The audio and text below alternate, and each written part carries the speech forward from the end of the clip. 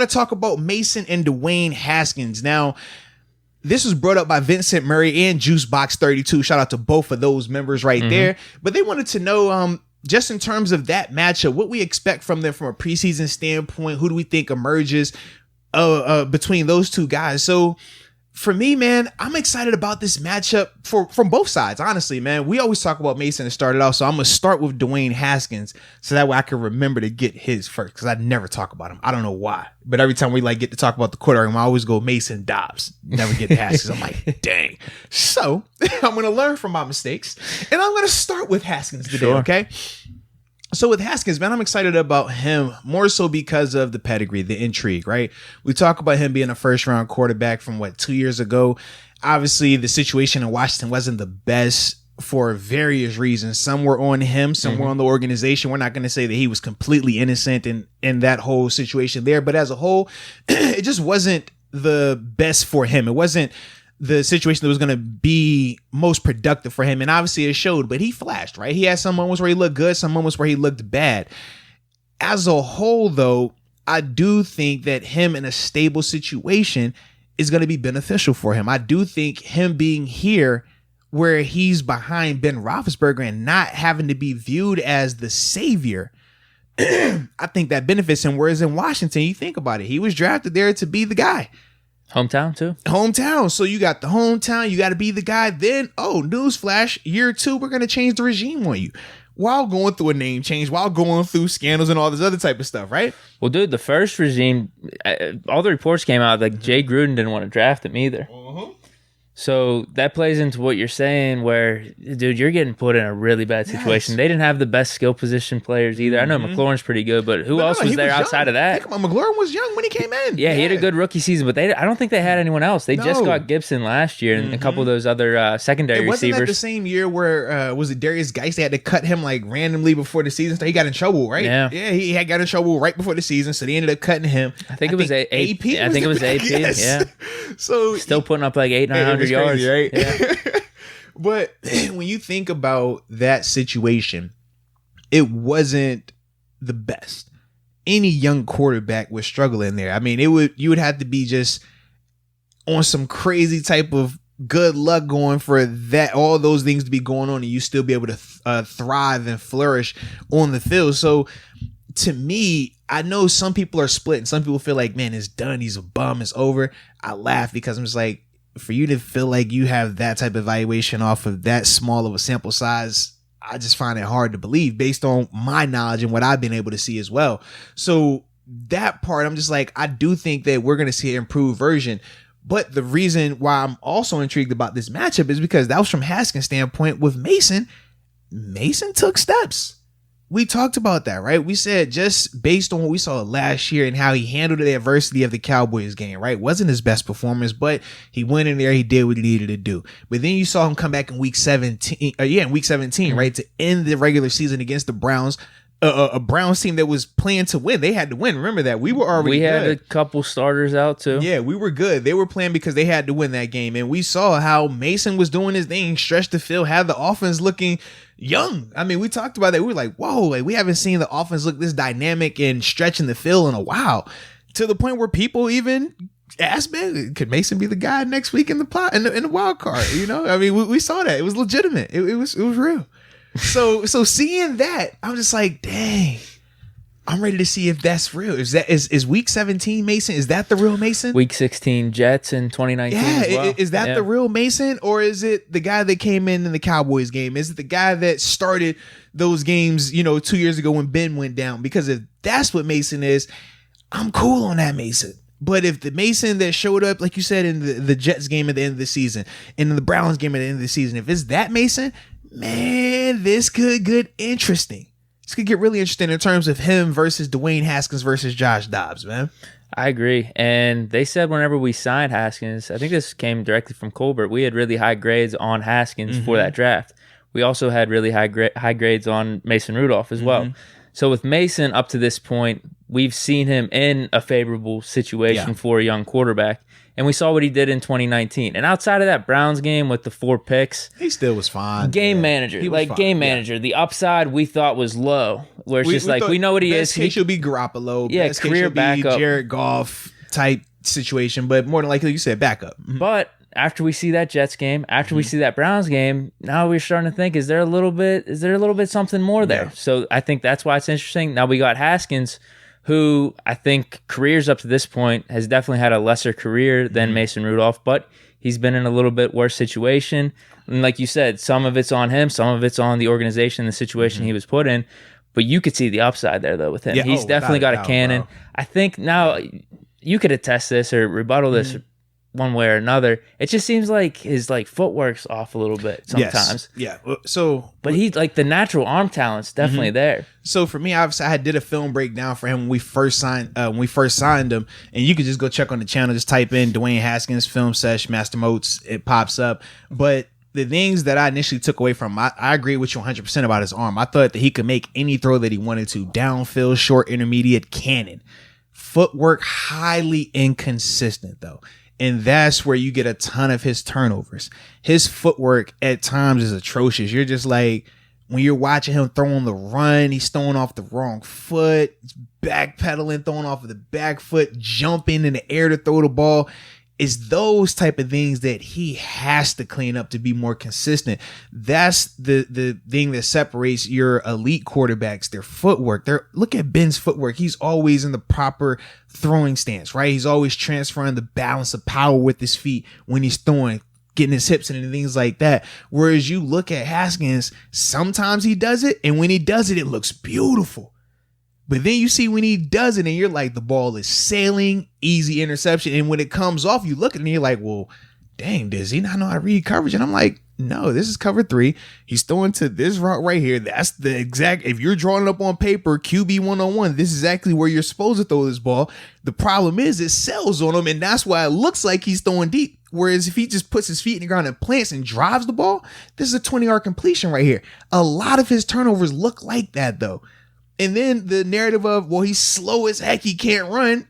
I mean, you cut the tape on. That's not true. But he looks awkward at some points, but whenever he gets outside the pocket for a scramble, he looks pretty good. That's the part but that's the part where I always can tell, if you're watching the tape on him, and that's why I always say, watching games versus watching a highlight. You could watch a highlight and be like, well, this dude's slow. He can't run. No, he can't. Maybe that's what it is. Do you think it's the footwork in the pocket then that makes it look awkward? That's probably what it is. If you actually straight line speed, he's pretty fast. When you watching him straight line, he's outrunning linebackers. He outruns DNs, and you're just like, if y'all are saying he this slow, he shouldn't be able to outrun this guy. And no offense to Ben, right? But we know Ben at this stage is a lot slower than what he was early on. Yeah. Ben isn't outrunning people, right? Ben, he can scramble. We saw the Giants game where he had a 13-yard run. I think it was Texans. I think it was second or third week for the first down. He had the longer run than Saquon. He had more rushing yards than Saquon. I remember that for a fact. Oh, yeah. Yeah, he had it was a 13-yard scramble. And we were laughing because it was like, oh, he did it. But I remember that, yeah. But that's how people talk about Dwayne Haskins. And it's like, dude, you watch Dwayne run when he's running. He is way faster than that. You know what I mean? Yeah. But that's the part where I'm just like, you're not going to get that just watching a highlight. You got to watch the games to see that part of it because it's not glamorous, but it just shows, he can do that if he needs to. He can do that if he needs to, but consistency is going to be the big thing with him. So if he can be consistent with the footwork, if he can be consistent with the reads and stuff like that, I feel like he'll be fine. I don't think the reads are as bad as the footwork. I feel like the footwork is what makes everything else look bad. The footwork is what makes everything else go downhill for him, man. Do you think it's that quick of a fix that we would see it this offseason? That's I don't know. I wish I did. I wish I could say yes. I just don't know because I haven't had a chance to see the work ethic because I know some if you only listen to Washington, then all the reports are bad, right? But it's you don't make it through, Ohio State if you have this terrible work ethic. If you're not a guy that's going to grind. I was watching something. You know what I mean? Everyone was saying throughout high school and college he had the best work ethic. He would have receivers stay afterwards. Mm-hmm. I wonder how much of it had to do with him getting signed with Washington and Jay Gruden not wanting it. Because then it's like he might be thinking, no matter how much work I put in, this dude still doesn't want me starting. And that's a bad situation. When you're drafted first round and your coach said, well, I don't really want this guy. Like, before we even meet, like, our energy's going to be off. Every day we come to work, we're going to have an issue because I already know you've publicly made it clear that you did not want me here. So every day I'm looking at you some type of way. Not saying that that's how Haskins is, but I know that's how my energy would be. Yeah. And that would definitely affect you. Like, I've been in a situation like that where, granted, the coach, like, he made it clear to me that he didn't want me, but he didn't have to go publicly. But from then on, it's like, even when I'm playing well, like, bro, don't come in here and tell me good job, pat me on my back. Like, nah, like, I'm cool. So, like, seriously, man. But that's the weird part. It seemed like Rivera gave him every chance this year, and he seemed in the offseason, from what everyone was saying. See, like, you said that he gave him every chance. I personally didn't feel like that because who was the first person that Ron Rivera signed? Oh, interesting. Alex Smith. No. Oh, who are you talking about? Oh, Allen. He brought in Cal Allen. Right. They already knew Alex Smith. They were hoping that he could come back, but he brought in Cal Allen, who was this guy from Carolina. What I mean is because I guess Haskins did impress Rivera in the offseason. He ended up starting the season. Yeah. But then there are some reports, and this is the thing, can you believe everything you're hearing out of Washington is that kind of he let up in his work ethic a little bit, and that's when things started slipping. Because what year was it where they got mad? So I don't know, man. He, like, led the comeback win, and they was, like, signing autographs or something like that with the people in the stands. Got, like, pissed. Was that last year? I think it was. Yeah, so he said something too about bro. I think he lost to the Ravens. He threw for 300 yards. Yeah, and he was like, my stats look good or something like that. So, like, there's a bunch of mixed reports out there, but I mean the work ethic is there from a bunch of people that followed him in high school and college for sure. So, like I said, that's the interesting thing. If the work ethic is what it's supposed to be, and he buys into really focusing on his footwork part, I do think that we can see improvement by the time training camp gets here. But if that doesn't improve, then I think he'll still be wildly inconsistent from a passing standpoint. That's the bigger issue, though, man. Because, like I said, he can make the throws. The arm is there. The touch is there on these passes as well. The footwork is what's killing him, though. Should the goal be for the backup spot then, as opposed to making the roster? If I'm him, yeah. If I'm him, I'm trying to be the number 2 quarterback. Okay. Like, that's got to be the mindset. Because you know who 7 is. You know 7 is going to be the guy, regardless of how he plays, we know he's going to be out there.